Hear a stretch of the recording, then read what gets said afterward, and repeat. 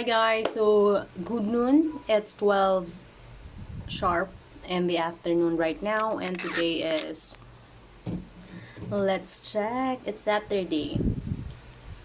Today is July 6, 2024, and yeah, I hope you are having a healthy lunch kasi tanghali na guys.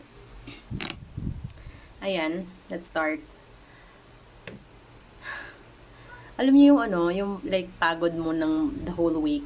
Parang nasa Saturday siya lahat. So, I just don't want to do anything right now. But I don't know, syempre we have to do things pa din. Even though we don't want to. So, I don't know yet.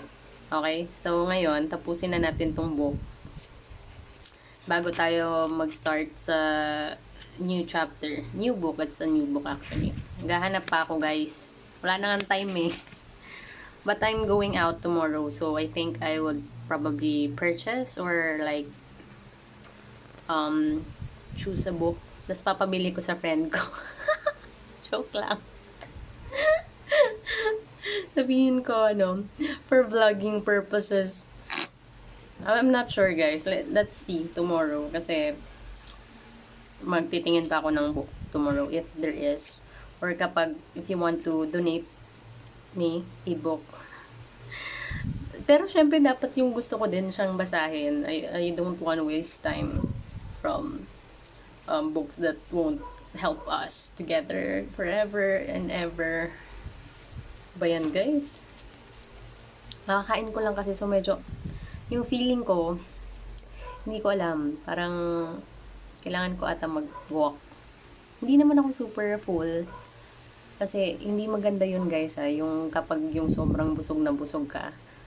Dapat lang, in moderation. Yung hindi ka gutom, hindi ka rin sobrang busog. Okay, number 10 na tayo. Game hit the spot. Game hit the spot. Okay? This is the last chapter. And we're done. We're finished. Nandito na yung we will read some of the other things from the end of the book.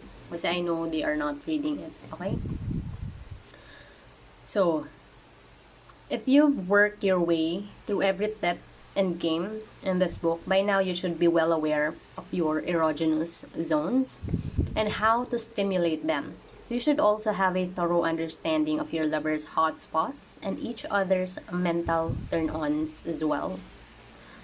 Use this knowledge to create an entirely new sexual combination that stimulates both of you in every single way. To play, start by writing a list of every one of your own erogenous zones. In the column next to this, write down exactly how you like the erogenous zone stimulated. Finally, make another list of any fantasies you'd like incorporated into. Now write a list of all erogenous zones you think are most sensitive for your lover.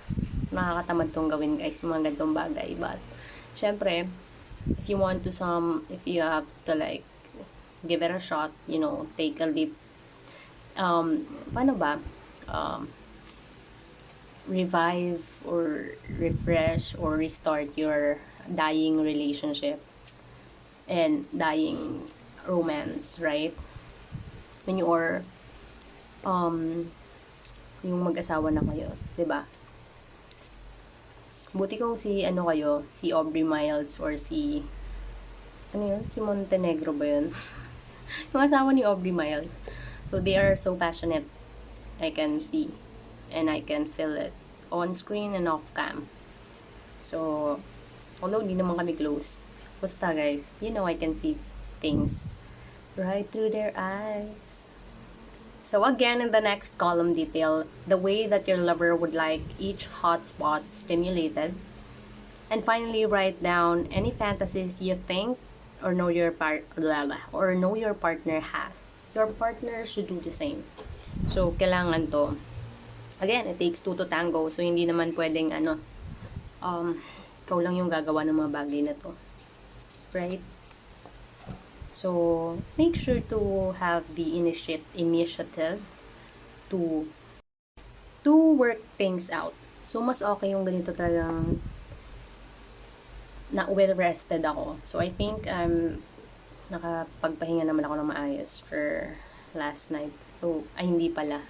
I'm disturbed pala. Every morning, I'm disturbed kasi basta, ang kukulit ng mga tao. Pag morning, I don't wanna be disturbed in the morning. It makes me angry and mad and annoyed and frustrated. Kasi I want more sleep, guys. Hindi kasi ako matulog sa gabi, di ba? Agad-agad. Although, tapos yung mga tulog na, yung hindi siya tuloy-tuloy. So, di ba, hindi yun good for our brain. Anyways, if you are stuck for ideas, you may want to choose from some of the following. Ito yung mga erogenous zone which you should know. The scalp, lips, neck, shoulders, back, hands, nipples, inner thighs, buttocks, G-spot, perineum, clitoris, testicles, anus, and the feet. I've watched, like, it's so, I don't know, it's so sexy. Like, this guy, hindi ko alam kung for content purposes lang naman siguro yun. So, this guy has a lot of money, like, everywhere in the house. And then the girl was, like, standing on the table, and then that guy kissed the girl's feet, that lady's feet. So, I don't know, it's so sexy. For me, while counting those piles of money. So, wag kayong guys, there are people that are living the life to the fullest talaga. Kasi they are capable of doing that kasi they have a lot of money nga. So, they have time freedom. And they get to do whatever they want with their time. So, hindi siya like impossible shit. Reminding you again that we live in an abundant world. So, you just have to position yourself correctly with the right environment, right people, right values, and yung sa'yo, nagre-resonate. Kasi pag lumaki ka talaga sa unstable environment, lack mentality, you have those kind of shit. Usually kasi, 'di ba? Yun yung programming sa inyo when you were young. Especially kapag hindi kayo masyadong pinalad when it comes to parents. Or not only parents, pwede naman kasi kayong lumaki sa magandang environment or sa not so good environment. So, depende talaga, guys. You know what I'm saying? 'Di ba? Iba yung nila, hubog ng mga bata and ng mga taong lumaki sa better environment or good environment rather than those who have those survival mode environment. It's sick, it is sick, but it's just that life is unfair. You have to be reminded by that. Kaya dapat you really have to carve your own path here kasi wala ka ng choice. Nandito ka na sa earth realm. You were brought here for some task to fulfill before you will be buried again 6 feet under the table. the ground, guys. Ano ba yan? Sumigway tayo ng malayo-layo sa topic. Ito na. Method of stimulation. First is massage, kissing, squeezing, tugging, biting, stroking, licking, slapping.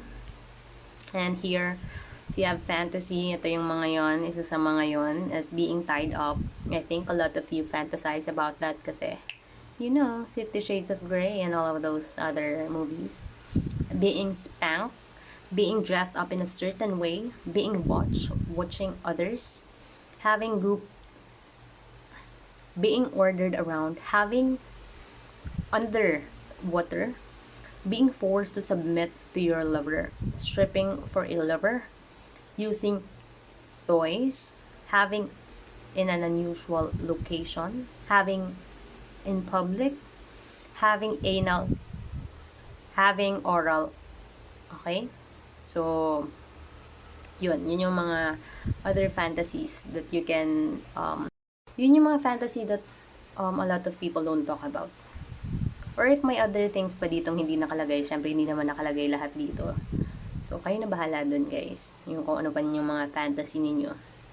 Next is now swap list and see how many of your lovers turn-ons you each correctly identified, award each other with a point of every erogenous zone, method of stimulation, and fantasy that you get right. The person with the highest points now has to devise a sexual position or act with or without role play that hits the top 3 hot spots for both of you during try out the act or position, and if it works, enjoy the ride and add it to your life from now on. If not, the other person has to create position that will do the trick. Keep trying until you come up with a position that leaves you both gasping in pleasure and feeling more sated than you've ever felt before. The person who devises the winning sexual position should be treated to a night away in a sexy hotel. And make sure you remember the ultimate position you've devised so that you can enjoy its delicious pleasure again and again and again. And utilize, anong mga advice ko sa inyo kasi one of my exes, parang he was saying na savor your youth, if you know what I'm saying. So that's it. Hindi naman kasi like your body, because you are in human form, right? Your body won't be like that forever unless you know how to really take good care of your damn body, but you trying to make it holy as much as possible. Pero hindi naman kasi lahat like that, and only if you have the discipline and the persistence to make it work. Like, and alam mo yun, yung be responsible with your own heart, mind, and body. Yeah. So, yun. We are done with the book, guys. And you know what? I'm so proud of you. Ako din, syempre, proud din ako. Ganito siya ka-thick, oh. Para makita nyo. And it's a really small book. We will proceed with our life with another book sa next chapter. So, super happy kasi tapos na natin siya. And I won't bring that book na iba naman. So, ayan. Hindi, try ko maghanap. If it's worth the book, if it's worth reading for you, even though it's thick, I will finish it. Pero kapag hindi naman siya sobrang interesting or like it won't add up to our knowledge, wag na lang. Okay? Hanap tayo ng iba. Kasi, madaming naman dyang, good authors. Sandali lang pala. By the way, knowledge lang natin yung author na to. Hindi ko alam kung buhay ba to, kung buhay pa to, or patay na. The author of this book is Emily Dobberly. She studied psychology and English at university, specializing in sexuality. After being shortlisted for the Cosmopolitan Journalism Scholarship and Company Fiction Writer Award in 2001, she founded a certain website. A woman's magazine features erotica that has attracted over 500,000 page impressions per month and international press cover. So, yun lang yung dapat yung malaman sa kanya. If you wanna know more, bahala kayo. Search nyo na lang siya. Okay. And she's the reason why you have more knowledge from this book na. Kasi she created this. Parang highlights. Okay? Kasi when I look at it, important shit naman yung nandito. All of it. So, na-narrowed down na niya yung mga bagay na dapat nyong malaman. Okay?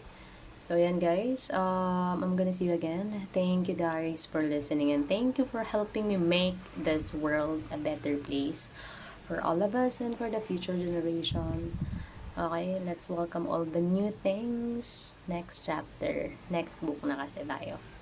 Okay? Bye-bye, and I'm gonna see you again.